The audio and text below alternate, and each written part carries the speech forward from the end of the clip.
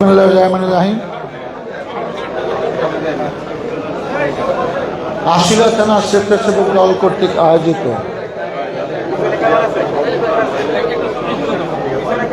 ধামসোনা ইউনিয়নের স্বেচ্ছাসেবক দলের সাধারণ সম্পাদক শহীদ খন্দকার মামুন বিপ্লবের আজকে এই স্মরণ সভা স্নেহের সভাপতি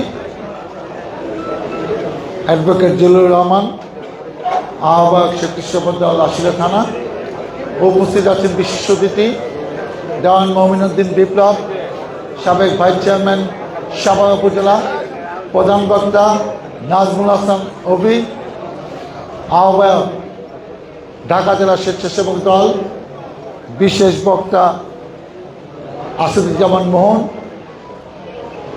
সদস্য সচিব ঢাকা জেলা স্বেচ্ছাসেবক দল, উপস্থিত ঢাকা জেলা আশিরা থানা বিভিন্ন অঙ্গ সংগঠনের বিভিন্ন পর্যায়ের নেতৃবৃন্দ, উপস্থিত সুধীমণ্ডলী এবং যাদের জন্য আজকে এই আয়োজন, যে পরিবারকে কেন্দ্র করে তার সহধর্মিণী সাথী খন্দকার এবং তার বড় ভাই মেরাজ।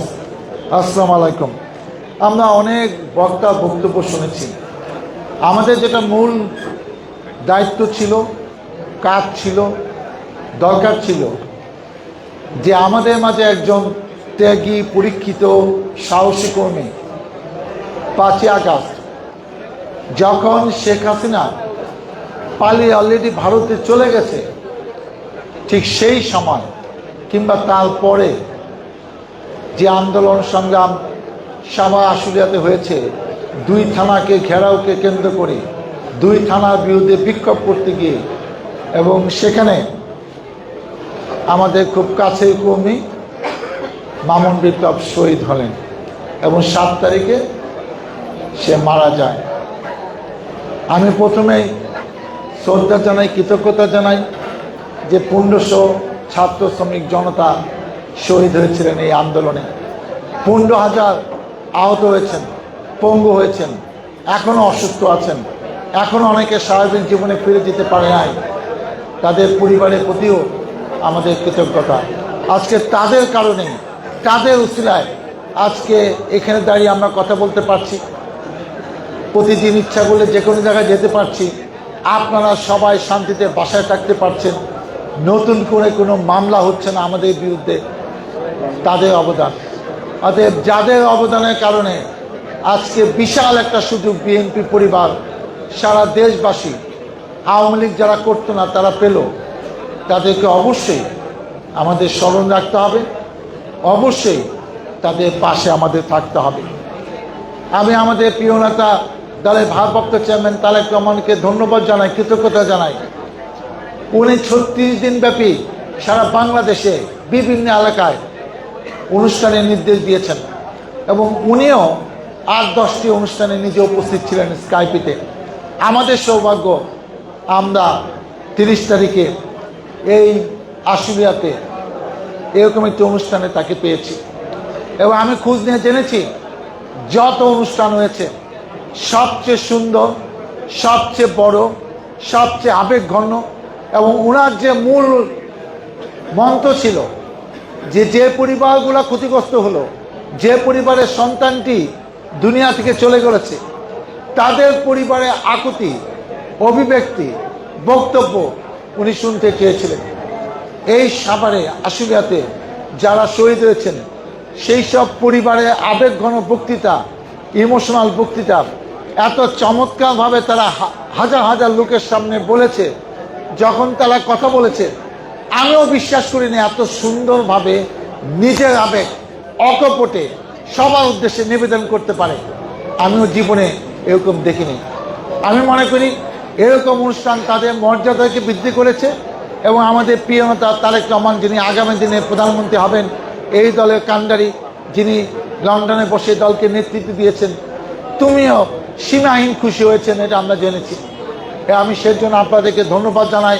আপনারা যে সহযোগিতা করেছেন, এই পরিবার যেভাবে কথা বলেছে এবং অনেকে আমার নাম স্পষ্ট করে তারা বলেছে যে আমি তাদের পাশে ছিলাম, তাদের সাথে ছিলাম, তাদের সহযোগিতা করেছি।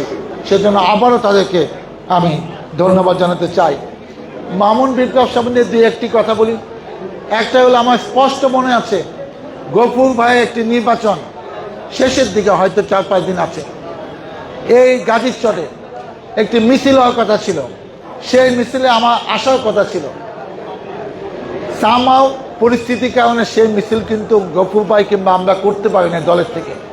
কিন্তু পরে আমি খবর পেলাম কি, যে ওইখানে এই মামুন বিপ্লবকে একা পেয়ে সবাই যে যার মতো পালিয়ে গেছে কিংবা আসে নাই, সে তার 2-4 জন লোক নিয়ে কিন্তু ওখানে উপস্থিত ছিল এবং আওয়ামী লীগ কিন্তু তাকে বেধড় পিটাইছে।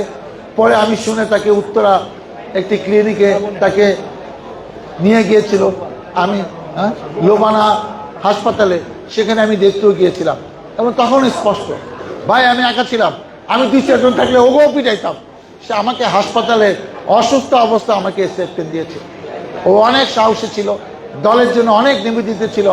এবং আমার সবচেয়ে খারাপ লেগেছে শরীফ যে কথা বলল, সেই 5 তারিখের ঘটনা। আমি বিভিন্ন জনের কাছে পেলাম যে 5 তারিখে কি কি ভিডিও আছে। আমাকে একটা ছেলে ভিডিও পাঠালো, সেখানে মামুন স্লোগান দিচ্ছে, তার কিছুক্ষণ পরে সে গুলিবিদ্ধ। আর একটা মানে পাশাপাশি কয়েকটা ভিডিও, আমি অবাক হলাম। আমি ঢাকায় সেই নেতৃবৃন্দ যারা এটা পরিকল্পনা ছিল 30 জনে, তাদেরকে সেই ছবিটা দিয়েছি। তারাও আফসোস করেছে যে কয়েক মিনিটের ব্যবধানে এরকম একটি সুন্দর, সে নিজের নেতৃত্ব দিয়ে স্লোগান দিচ্ছে, কিছুক্ষণ পরে সে গুলিবিদ্ধ হয়ে মাটিতে পড়ে আছে। তো এই যে একটি দলের জন্য নিবেদিত, আজকে অনেকে দাবি করেছে আমাদেরকে অবশ্যই এই পরিবারের পাশে এবং তার ত্যাগ। আজকে যদি আমরা এই পরিবার পাশে না থাকি, তাদেরকে সহযোগিতা না করি, তাদের দেখভাল না করি, আগামীতে আবারও আন্দোলন হবে, সংগ্রাম হবে। কেউ আর দলের জন্য জীবন দিবে না, রিস্ক নিয়ে আন্দোলন সংগ্রামে মাঠে থাকবে না। অতএব এটা আমাদের পবিত্র দায়িত্ব। আমি মনে করি যৌক্তিক দাবি এই পরিবারকে দেখভাল করা।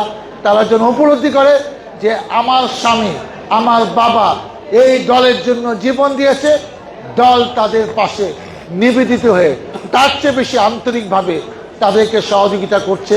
এইটা শুধু তারা জানবে না, এই এলাকার সবারই জানা উচিত। আমরা আজকে দ্যাটটিন ভাষায় ঘোষণা করছি যে এই পরিবারের জন্য ইতিমধ্যে ঢাকা জেলা স্বেচ্ছাসেবক দলের নির্দেশে আশুলিয়া থানা আমার কাছে জমা দিয়েছে 1 লক্ষ টাকা এককালীন অনুদান আজকে দেওয়ার জন্য। নগদ আমরা আজকে এখন তার হাতে তুলে দেব। আর আমি একটা কথা দিচ্ছি, এই মামুন বিপ্লব দলের সাধারণ সম্পাদক ছিল এবং দলের জন্য নিবেদিত হয়ে প্রতিটি অনুষ্ঠানে জীবন বাজি রেখে কাজ করেছে। আমরাও কথা দিলাম, আমরা দল দায়িত্ব নিল, দলের ব্যবস্থা করবে। আমি দায়িত্ব নিলাম, যেভাবে পারি এই মাস থেকে প্রতি মাসে মাসে একটা অনুদান এই পরিবারের হাতে আমরা তুলে দেবো ইনশাল্লাহ। আপনারা আমাদের জন্য দোয়া করেন, যাতে আমরা এরকমভাবে নেতাকর্মীদের মূল্যায়ন করতে পারি। পাশাপাশি আর একটা কথা বলে দিতে চাই, সেটা হলো যাদের কারণে মামুন বিপ্লব শহীদ হয়েছে, যাদের কারণে থানায় বসে 14 গোষ্ঠী ঠিকানা লিখে আমাদেরকে মামলা দিয়েছে, যাদের কারণে কোন বাসায় আমাদের নেতাকর্মীরা পলায়ে ছিল, তারা সেই সব বাসা চিনিয়ে দিয়েছে পুলিশকে। তারা অনেকেই আমাদের কোনো নেতার সাথে ব্যবসা বাণিজ্যের সুযোগ সুবিধা নিয়ে এখনো মনে করছে যে এখন আমি বিএনপিতে ঢুকে গেছি, আমারে কেউ কিছু বলতে পারে। আমি খালি বললাম পরিস্থিতির কারণে অনেক রকম ঘটনা আছে, সব কথা বলতে পারছি না, কিন্তু ইলেকশনের পরে তাকে ধৈর্যই না, মামলা দিয়া যা যা করা দরকার। আমাদের কাছে সব ভিডিও ক্লিপ আছে, একটা ট্রু শব্দ করবে না এবং যারা শেল্টার দিবে তারা দল থেকে বহিষ্কার হবে। সে যত পরিস্থিতির কারণে এখন আমরা বলতে পারছি না। তোমাদের ব্যবসা বাণিজ্য টিকে রাখার জন্য আওয়ামী লীগের দর্শককে তুমি শেল্টার দিবা, বিএনপির নেতারা অনেক কিছু পায় না, সেই আওয়ামী লীগের লোকের এখনো টাকা পয়সা ঘরে বসে পাচ্ছে, তাদের সয় সম্পত্তি আমাদের অনেকে পাহারা দিচ্ছে। এইটা হবে না, অপেক্ষা করেন। আমি দায়িত্ব নিলাম। ইলেকশনের পর আমাকে বললেন, ভাই আপনি বলছিলেন এখন আমরা ব্যবস্থা নিব, কি করা যায় বলে, অপেক্ষা করে। আমি আর কিছু বলবো না। আমি এখন অনুরোধ করব সাথী খন্দকারকে, এই স্বেচ্ছাসেবক দলের থেকে তাকে 1 লাখ টাকা একটা অনুদান দিচ্ছে, আসেন তার সহধর্মিণী। আচ্ছা, ছেলের নাম কি? তৌহিদ। তৌহিদ, আসো।